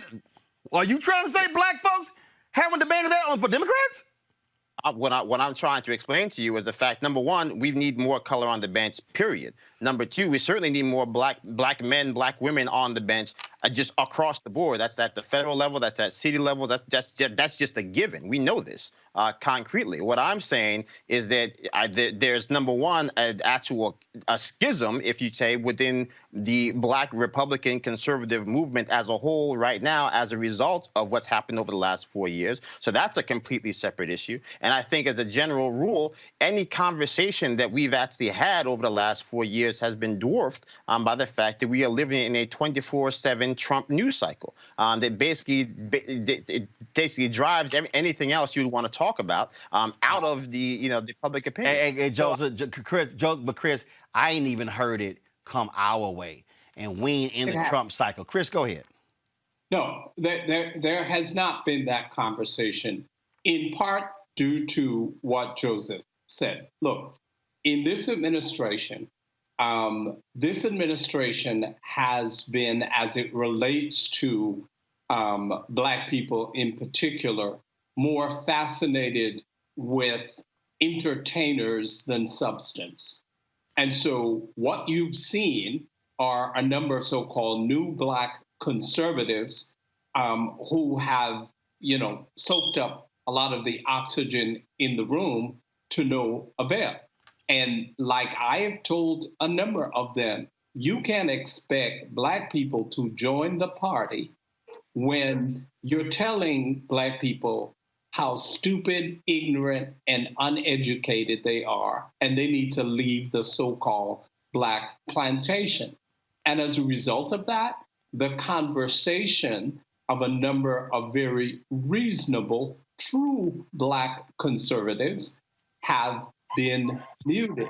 And as a matter of fact, I am sure that after this story, I am going to be receiving significant hate mail about that. But you know what? The difference between me and a number of people who run in that circles, I don't need anything from any administration, period, end of story. So I'm going to say what I got to say. All right, Dr. Chris Metzler, I surely appreciate it, man. Thank you so very much for joining us. My pleasure. Go on to a break. We come back, we'll talk Pfizer and their promising vaccine for coronavirus. That is next. Plus, crazy-ass white person, a Republican in Pennsylvania. Did he send out the wrong tweet under his main account? Does he have a burner account where he pretends to be a Black gay Republican? Wait till I explain on Roland Martin Unfiltered. So because of friendships like yours, that's what made me figure out that, my vote did matter and that it was important for me to vote and get out there, even if I wasn't doing everything, perfectly, just trying and then learning from the mistakes, whatever mistakes that I made, and trying again and getting better the next time that I went out to vote or to speak about something, political. That's the start. That's the way that we do it, because we can't go back and undo. Like, I can't go back in time and make myself be at the polls when I wasn't. So that's where the civic piece comes in. But I can start now, and that's what I started when I started, and now I'm a part of more political drives to get other people to vote. I'm not the world's smartest when it comes to politics. I'm the first to admit that. I'm not even the second or third. But I'm trying, and I think that's really the message here. Get out and vote, because it does matter. Your vote absolutely matters.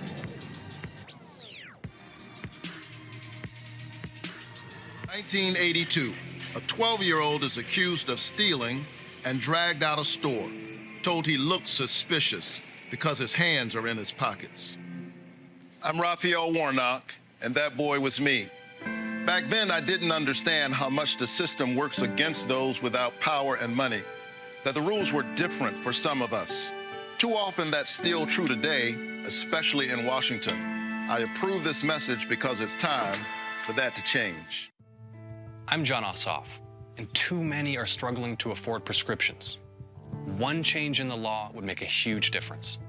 See, Medicare is America's biggest buyer of prescriptions, but the drug companies bought off Congress, and they made it illegal for Medicare to negotiate lower prices. It's straight up corruption. Fighting corruption is my job. I approve this message because I'm not taking donations from corporate PACs, and I won't let the drug companies rip us off anymore. The numbers prove it.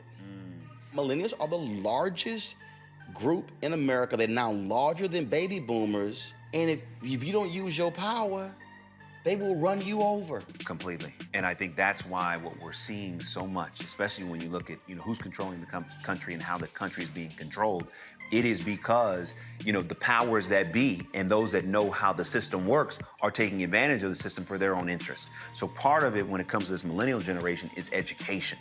You got to understand why it's so important, understand what's really at stake. So the things that you're seeing, that they may be seeing right now that make you angry, here's how you can affect change. And what I love is that what you're seeing, what's coming out of Parkland, is these younger group, of millennials becoming much more politically savvy, much more politically activated and organized. Right. Organization is key. It's like, an ant by itself can't do anything, but ants working together, can do things well beyond their own capacity. And I think the same thing goes for this younger generation to become united and activized on what's happening. And what I love what you're seeing right now is that when you look at a Taylor Swift, right, or you look at a Rihanna, or you look at those like a Kerry Washington, this generation, which gets so much inspiration from entertainment, this generation is influenced. I mean, every generation has their influence. Yep. But I would argue, by and large, when you talk about Harry Belafonte, or you talk about, how it was, in the 60s, 70s, and even 80s, there was, you had the entertainers, you had the church, you had the activists. In our day and time, the church is somewhat losing its influence. Entertainment influence is growing. The activists are losing their influence. So where do most, this younger generation go? They go to entertainment.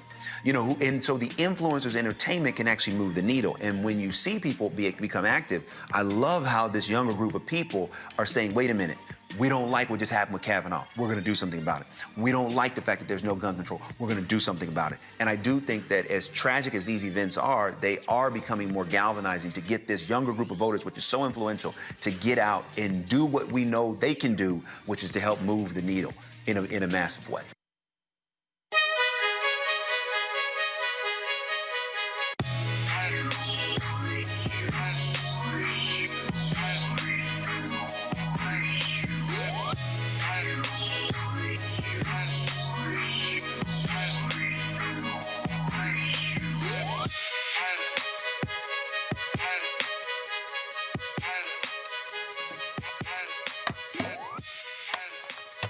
All right, the folks at Seek.com, folks, they, of course, have these amazing products founded by Mary Spiel. It's a black-owned virtual reality company. You can check out their content on Seek.com.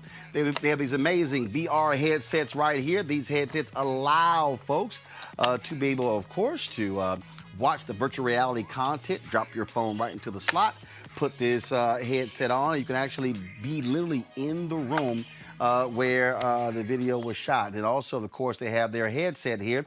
They're 360-degree 4D headphones right here. Tremendous sound, bass sound, goes all the way around. You can use it for gaming, of course, videos, music, you name it. You can get these products, folks, at Seek.com, CEEK.com. That's CEEK.com. So please support them. They are partners with us here at Roland Martin Unfiltered. And we certainly thank them for being partners on this show. All right, folks, as of today, there are 10.3 million cases of coronavirus in the United States. 240,000 people have died. We told you yesterday about the death of Bishop Harry Jackson Jr. He, of course, he had battled cancer, but he actually died of COVID, diagnosed a couple days ago. I actually got an email from there was a Republican who said, that was another evangelical who sent an email out to his followers, and someone forwarded me that particular email. And I want to read this for you in a second once it pulls up on my iPad here. And give me 1 second, folks. Here we go. And so this was the email that they sent. Anthony, go to my iPad. It said, greetings in the mighty name of Jesus. This is Christian International. Go to iPad, please. You may have heard by now that Bishop Heyman was hospitalized due to COVID-19. He has had steady, come on, go to iPad, please. Thank you. He has had steady improvement over the past couple days and is feeling stronger and breathing easier. He has an amazing team of doctors who are using all the new drugs to help him heal faster. He has not been in crisis at all, but of course, we have rallied prayer to fortify him against this attack. Our prayers are prevailing, but we cannot let up until we see the full manifestation of his healing. Now, they posted a photo of him with Bishop Harry Jackson Jr. You often saw him on this show, my show, TV One's News One Now. It says here that we also received sad news today that Bishop Harry Jackson passed away. He has been battling for his health for a while now and had some recent complications, including a COVID positive test 2 days ago. Initial thoughts are that his heart failed due to these challenges. Please be praying for his new wife, his family, and his church. He was a true general in the body of Christ and will be dearly missed. And he also, of course, was one of Trump's supporters. He was a evangelical supporting him. One of his spiritual advisors. There's this video of him praying, if you will. I think it was Easter. He was praying in the White House. But the reality is, he was at that event, that is September 26th super spreader event that took place at the White House for Amy Coney Barrett, and he was there. Now, of course, folks, even though we have the early promising results from Pfizer's COVID-19 vaccine trial, a number of questions are still unanswered about it, as well as when the average person can get a shot. Now, Pfizer's vaccine is a new type of technology. Joining us now is infectious disease specialist, Dr. Alexia Gaffney. Doc, glad to have you back on Roland Martin Unfiltered. Tell us what you know about this particular vaccine. Pfizer announced 90% effective rate. They think they'll be able to have a massive number of dosages in 2021. Just your thoughts on it thus far. So the vaccine is an mRNA vaccine, which is not how we typically produce vaccines. So what this vaccine does when a patient is injected with this mRNA, it is basically the blueprint that the body needs to make a particular protein. So our body's cells will make what is equivalent to the spike protein that is on the surface of the coronavirus. And in response to the presence of this abnormal protein, the body's immune system will then begin to make antibodies, which is how our body fights infections, as well as produce possibly T cells, so the types of white blood cells that tell our body, hey, there's a foreign invader here. And that, according to this initial data from Pfizer, has shown efficacy rates of at or above 90% in their very preliminary clinical trials. What does that mean? Does it mean that do you take this before you get COVID, or do you take it after you've contracted COVID? So this is a vaccine. This is not a treatment. So an uninfected person, someone who is healthy and well, would get 2 doses of this vaccine to help their body mount an immune response so that when they encounter the virus in everyday life, their body is already prepared to fight off the infection. So think about, even though it's a different vaccine technology, it's being compared to the measles vaccine, right? None of us, or most of us, have not had measles because we got a vaccine to protect us from it, so that if and when we were exposed to it, we could not become infected, or we would not have a significantly symptomatic infection because our body is already prepared to fight off the infection. So does that mean that if I take this before I get it, I'm not going to get it? I'm not going to get COVID-19? I'm protected? Any idea how long am I protected? Does it give me 3 months, 6 months, a year? Do I have to keep taking it once a month? Do we know anything? So all we know right now from 94 positive cases out of 43,000 plus participants in this clinical trial is that 90% of the people who got COVID-19 infection and were a part of this trial did not receive the vaccine. So all we could say is that hopefully the 90% will hold true once. Hold on. You said did not receive the vaccine, meaning did not contract COVID. Right. So the participants who contracted the virus they were not the people who received the actual vaccine in the trial, or 90% of those 94 people who got a COVID infection that they got this data from, those people, 90% of those people were not vaccinated. So 10% of the people in that cohort of 94 people who had a COVID infection were vaccinated with their study drug.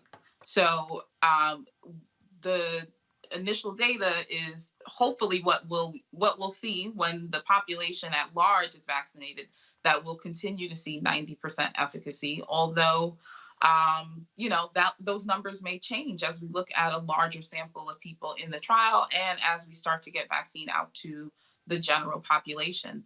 The other questions that you're asking, Roland, we just simply don't have enough data to answer. The information was released Sunday based on an independent review of this Pfizer study. And so as we received the information, the folks at Pfizer were receiving the information, but they can't yet tell us, how long the immunity will last. So they are planning to follow their study cohort for 2 years. And over that 2-year time, we will get more information as we go. But we don't know how long the efficacy will last because the trial has not gone on long enough to prove that. What we know right now is that people who receive the vaccine will need 2 doses of the vaccine. Those doses will probably be given 3 to 4 weeks apart. And we just have to hope that the efficacy that was seen in this small cohort of patients in this trial continues to hold true as more and more people get vaccinated. All right, then. Dr. Gaffney, we appreciate it. Thanks a lot. Absolutely. Thanks for having me on, Roland. Thank you. Joseph, I got a kick out of the fact that you had Donald Trump Jr. who was complaining, so now y'all released this information. Geraldo said that if this was released 2 weeks ago, it would have guaranteed Trump's victory. And in fact, Mike Pence released a statement saying, yeah, this was because of our operation. Then Pfizer came back and said, no, actually, this didn't happen because of your operation, whatever they call it, because we weren't even participating in your. I mean, it was sort of like the Trump administration was taking credit for something they had nothing to do with.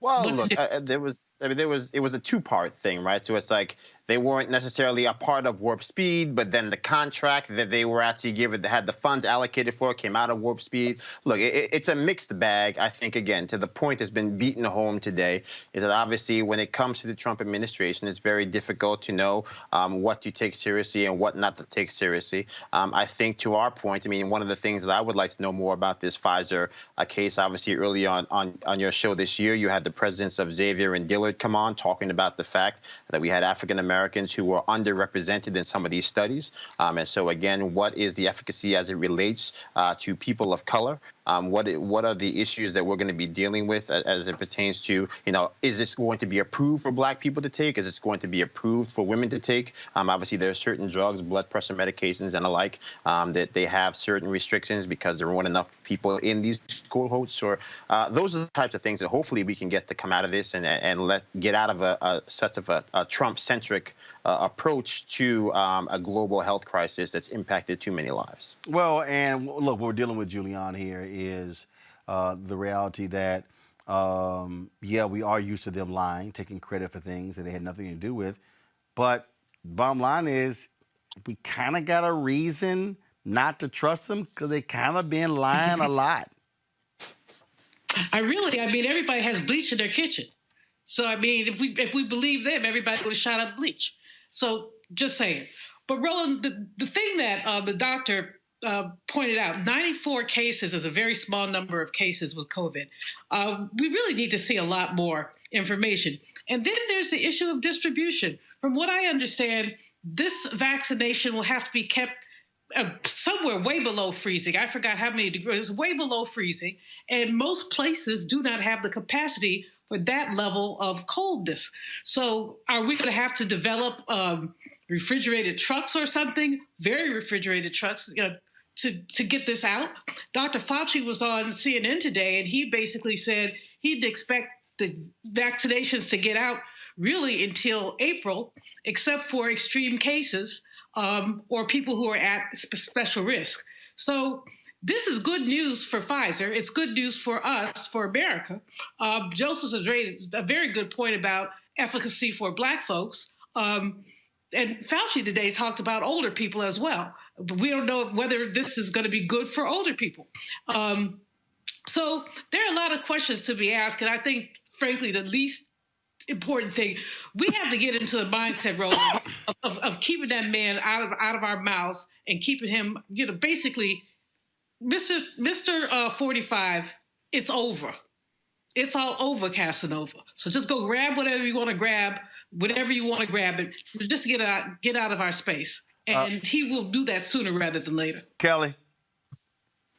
I agree with Dr. Malveaux on that one. He just needs to go. Again, this is not surprising that the Trump administration would try to piggyback off of work that they had no participation in, did not even try to front that they had any role in making it a success whatsoever. They're doing it with this. They did it with the HBCU bill. They've done it pretty much their entire administration with everything that, they claim is a win. So it is what it is in that regard. But when it comes to this vaccine specifically, I am happy that it exists. But I echo the sentiments of the other panelists here in that the logistics in making sure that every American gets it are steep. And I don't know exactly how that's going to work, given that we are in the middle of a pandemic and some of the ways in which things need to be done are limited right now. And we are still at 10 million cases and to almost 250,000 deaths in this country. So we're already behind the ball significantly in getting this vaccine created, let alone distributed. So I'm curious to see how that's going to play out, hopefully in time for it to mitigate some kind of damage. All right, folks, y'all know what time it is. No charcoal grills are allowed. I'm white. I got you, Carl. Illegally selling water without a permit on my property. Whoa! Hey! You don't live here. I'm uncomfortable. All right, y'all. So Twitter was like a little crazy today because there's this there's a Republican named Dean Browning out of Pennsylvania. Dean Browning, y'all, let's just say this is weird. So he sent this tweet here out. I'm a black gay guy, and I can personally say that Obama did nothing for me. My life only changed a little bit, and it was for the worse. Everything is so much better under Trump, though. I feel respected, which I never do when Democrats are involved. Folks are like, Dean, you're white. So what are you talking about? So then Dean decides to go, no. That I was actually responding to somebody else, and my tweets got, so that's really what happened. I was responding to somebody else. So that's really what happened there. That really wasn't me. So please forgive me. This whole deal. Now we're hearing he tweets Patti LaBelle's son. Is all kind of drama. You talk about crazy, Joseph. But I really got to laugh at that one. I really got to laugh at that one. That this white right-wing conservative really got himself caught up in a crazy one today on Twitter. Folks saying he's pretending to be a black gay man under his burner account. I mean, I've often said to people, wouldn't it just be easier for us to engage honest-to-God black people rather than have to pretend to be them on the internet? And this is not the first time this has happened. It won't be the last time that's happened. There are plenty of salacious and felonious accounts out there pretending to be black Republicans. It shouldn't be that hard to find a black Republican if Republicans actually started showing up in black communities and doing the work to demonstrate love and care of black people.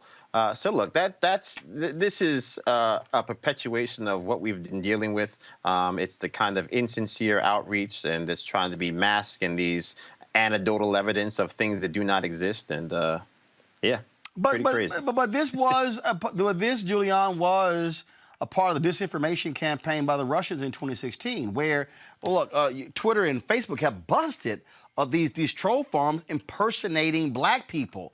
And so we've seen this. That actually has happened. It has happened, and of course, in 2016, I think we were somewhat vulnerable to it. Some people believed it. Some people got tweets that had lies about Hillary and them, other things, and people believed them. This just is hilarious, and I don't know to what end this man chose to impersonate a gay black man. I mean, I can't understand his logic, but I'm not trying to figure stupid out. Kelly. I mean, she took the words out of my mouth. This is stupid. This is absolutely stupid. It's like what happens when you try to be, what is that lady's name? Who pretended to be black to be in the NAACP? Oh, the girl out in I know. You know who I'm talking out about. there in Seattle. Yeah, we don't really care. Go ahead. I mean, it's like a Twitter version of that, only it happened in Rachel Dolezal. Dolezal, thank you. But it's like a Twitter version of Dolezal, only in a very small fraction of the time. We caught it in time for not a whole lot of damage to be done. But this is really dumb. And it's actually like a recurring pattern outside of Russia using bots portraying to be black people. There are actually white people out there with fake black people accounts to act like black people, purporting to be Trump supporters, purporting to be anti-black and embracing white supremacy and stuff. So this, again, I've been saying this all day on your show. This isn't surprising to me. It's just sad. It's really, really pathetic that people think that they can keep doing this without, and get away with it. Well, we do have to understand, look, misinformation has been targeted at black people, and it has been effective, especially with black men. Panel, I certainly appreciate it. Joseph, Julian, and Kelly, thank you so very much. Hey, folks, if y'all want to join our Bring the Funk fan club, please support what we do. Let me give a shout out. These are folks that actually sent in checks and money orders today. Tony Lund, thank you so much. Charlene Logan, Kevin Jackson, Mr. and Mrs. Gary A. Lloyd Sr., Sidney Scott Jr., Shonda Yvette Scott, Anthony Thomas. Let's see, Sherman Henderson, Robert T. Wallace, Renee Yancey, John McMillan, and Vivian Smith. Folks, we thank all of you. Sherman dropped us a note. You are doing a good job. I hope this will help to get your live truck. Sherman, we working on that, trust me. We love you, Roland. Keep up the great reporting. Keep us informed. That's Gary Lloyd from Monroe, Louisiana. I think, let's see, Mr. Martin, you're doing a marvelous job. I appreciate it. Thank you, Roland, for your show. I have learned so much. I was born in 1959 during Jim Crow days, and I saw with my parents making plans when it was time to vote. I would always ask my parents, why do we have to sit on the back of the bus? Why does it say colored only? Why did they kill or shoot those people? Learning about my rights as a black man in this country is very important to me. Learning about how the elections work from local to the White House is truly educational.